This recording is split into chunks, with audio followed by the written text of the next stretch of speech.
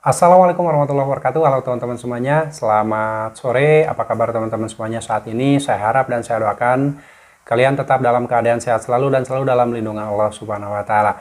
Nah, kali ini teman-teman yang akan saya bahas adalah pertanyaan yang masuk beberapa hari yang lalu mengenai telat bayar dan gagal bayar di aplikasi Julo. Dan pertanyaannya adalah, ketika gagal bayar di aplikasi Julo itu dikirimi somasi, sudah dikirimi 2 kali somasi, lalu setelah itu di bawahnya ada peringatan bahwa akan didatangi FC lapangan ke rumah nasabah atau ke rumah beliau. Tadi pertanyaan tersebut akan saya jelaskan berdasarkan pengalaman dari teman-teman saya ketika telat bayar dan gagal bayar di aplikasi Julo. Perlu Anda ketahui teman-teman bahwa aplikasi Julo ini merupakan aplikasi pinjaman online yang sudah terdaftar dan berizin di Otoritas Jasa Keuangan dengan status legal. Nah, bagaimana prakteknya ketika kita meminjam uang di aplikasi Julo? Sebagai contoh, ini contoh saja ya. Kalau kalian meminjam uang di aplikasi Julo itu persyaratannya secara umum sama, yaitu foto KTP, foto selfie dengan KTP, lalu kalian diminta untuk verifikasi wajah dengan cara kedip-kedip, mangap-mangap, tengok kanan, tengok kiri. Itu secara umum seperti itu pinjam uang di aplikasi pinjaman online, termasuk di Julo juga. Nah, kalau misalkan contoh kalian meminjam uang 4 juta rupiah dan tenornya 6 bulan. Di situ nanti kalian dalam pencairannya itu biasanya ada semacam potongan admin, tapi tidak terlalu besar, paling sekitar 100 ribuan di aplikasi Julo. Ada juga yang ketika meminjam uang 4 juta itu tidak dipotong sedikit pun di awal. Nah, ketika kalian mengambil tenor 6 bulan, cicilan per bulannya dari pinjaman 4 juta rupiah itu sekitar 980 ribu rupiah. Kalau dikalikan berarti 980 kali 6, berarti sekitar 5 juta 500-an kurang lebih ya, nanti setelah di total hutang kalian selama tenor 6 bulan tersebut. Nah, jadi buat teman-teman yang mungkin pernah menjadi nasabah Julo lalu mengambil pinjaman, entah itu berapa nominalnya, mau 2 juta rupiah, 3 juta rupiah, 4 juta rupiah, itu kalian tetap harus memikirkan dulu segala macam resiko ketika kalian meminjam uang di pinjaman online. Sebagai contoh, misalkan kalian harus menghitung dulu penghasilan kalian berapa per bulan, per hari atau per minggu. Lalu kalian harus meminjam uang di pinjol Julo itu dengan nominal cicilan kalian itu 10% atau 20% dari jumlah penghasilan kalian. Jangan sampai melebihi 20% gaji atau jumlah penghasilan kalian per bulan. Karena kalau melebihi 20%, saya khawatir nanti kalian akan sulit dalam membayarnya. Lain halnya ketika kalian meminjam uang di Julo dengan nilai nominal 4 juta rupiah, awalnya kalian bisa membayarnya karena kalian masih punya penghasilan. Nah, di tengah jalan ternyata tiba-tiba ada suatu hal yang terjadi dan akhirnya kalian terpaksa telat bayar, bahkan sampai gagal bayar. Selama gagal bayar di Julo itu dari mulai telat 90 hari, telat 4 bulan, 5 bulan, 6 bulan, bahkan sampai telat 1 tahun, itu ada beberapa tahap akan dikirimkan somasi. Ada yang dikirimkan melalui email, kebanyakan melalui email, karena mungkin email yang aktif yang bisa dihubungi, karena nomor handphone atau nomor WA-nya udah nggak aktif, terus nomor telepon kantor juga susah dihubungi, jadi aplikasi Julo ini mengirimkan somasi melalui email. Nah, somasinya ada somasi 1, isinya rincian hutang kita dan nominal yang sudah tertunggak berapa, lalu ada somasi 2 dan somasi 3. Setelah somasi 3 tidak ada lagi somasi 4, somasi 5, somasi 6. Mungkin itu adalah tahapan penagihan yang dilakukan oleh aplikasi pinjaman online Julo. Nah, mengenai pertanyaan teman saya bahwa katanya ketika telat bayar di aplikasi Julo itu sudah dikirimi 2 somasi atau peringatan tentang perihal pembayaran yang belum dibayarkan. Dan somasi tersebut isinya mencantumkan rincian hutang, mulai cicilan pertama, kedua, ketiga, dan seterusnya.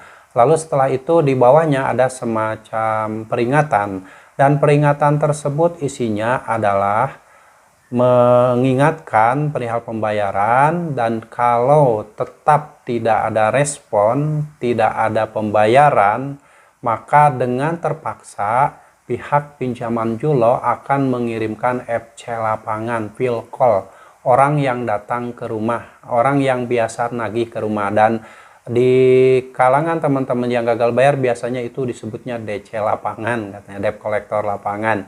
Ya, apapun istilahnya, yang terpenting ketika peringatan itu datang dari aplikasi pinjaman Julo yang dikirimkan melalui email atau WhatsApp, yang terpenting yang harus kalian lakukan, tidak usah menanggapi dengan terlalu serius. Kenapa harus seperti itu? Karena kalau kalian tanggapin, lalu dipikirkan, dibikin ketakutan dan sebagainya, itu akan menghancurkan mental kalian. Jadi ketika diancam akan didatangi FC lapangan, DC lapangan, atau apapun itu peringatan dari aplikasi Julo, lebih baik kalian abaikan saja. Tujuannya agar kalian tidak merasakan takut dan mental kalian tetap kuat. Lupakan semua itu, lupakan semua ancaman, lupakan semua somasi-somasi yang dikirimkan oleh aplikasi Julo, agar kalian bisa lebih fokus dengan kehidupan kalian, tidak memikirkan sesuatu yang belum terjadi, lalu kalian juga tidak akan merasa ketakutan yang berlebihan, karena semua ancaman, semua somasi, semua penagihan-penagihan yang dikirimkan oleh aplikasi pinjaman online Julo itu kalian abaikan semuanya. Jangan pernah direspon, jangan pernah dibalas, karena itu hak kalian. Sekali saja Anda merespon penagihan dalam bentuk chat WA atau email yang dikirimkan oleh aplikasi pinjaman online Julo, di situ kalian akan dijadikan target prioritas tagih. Kalian akan terus-terusan ditagih sampai kapanpun kalau kalian masih merespon. Jadi di awal ketika sudah dikirim penagihan berbentuk somasi, ancaman akan didatangi FC lapangan, dari situ pula kalian harus memutuskan untuk jangan pernah meresponnya. Jangan pernah membalasnya semua penagihan tersebut. Amankan diri kalian, selamatkan diri kalian, sehatkan pikiran kalian, dan lupakan semua penagihan-penagihan yang dikirimkan oleh DC pinjaman online. Agar kalian bisa lebih fokus dengan kehidupan kalian, dengan aktivitas sehari-hari, dengan apa yang kalian lakukan, tidak perlu memikirkan semua penagihan-penagihan yang dikirimkan oleh DC pinjaman online. Oke, jadi buat teman-teman yang saat ini mengalami telat bayar di aplikasi Julo, sudah dikirimkan somasi 2 kali, 3 kali, kalian tidak perlu takut.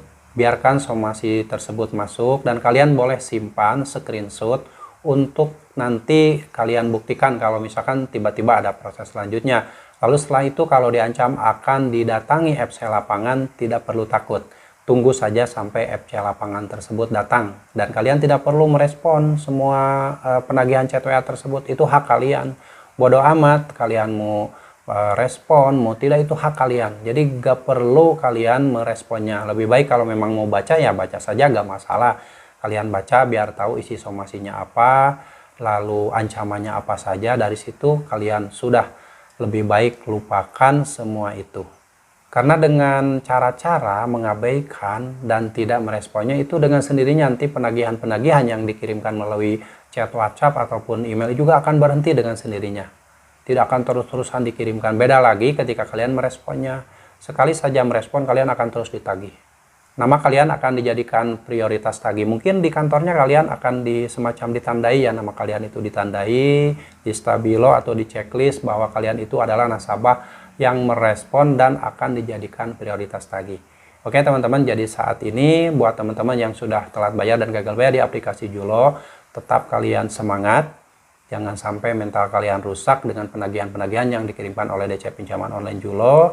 Lupakan semua itu, abaikan semua itu. Dan kalau kalian tidak kuat mental, lebih baik secepatnya kalian ganti kartu, ganti nomor WhatsApp kalian, ganti email kalian, dan reset HP ke setelan pabrik, agar kalian tidak mendapatkan lagi penagihan-penagihan yang dikirimkan melalui WhatsApp ataupun email dan penagihan yang dikirimkan melalui chat yang lainnya.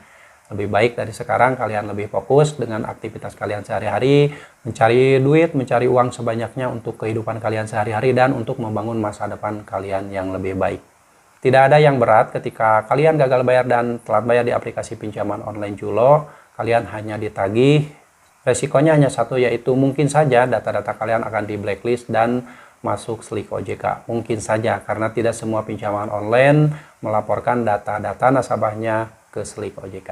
Oke, semoga sharing ini bermanfaat dan jangan lupa ketika kalian mengalami kesulitan mengalami telat bayar atau gagal bayar di pinjaman online, kalian selalu meminta bantuan sama Allah, memohon ampun sama Allah agar kalian diberi solusi terbaik dan agar kalian dibimbing oleh Allah untuk segera lepas dari jeratan hutang pinjaman online ini.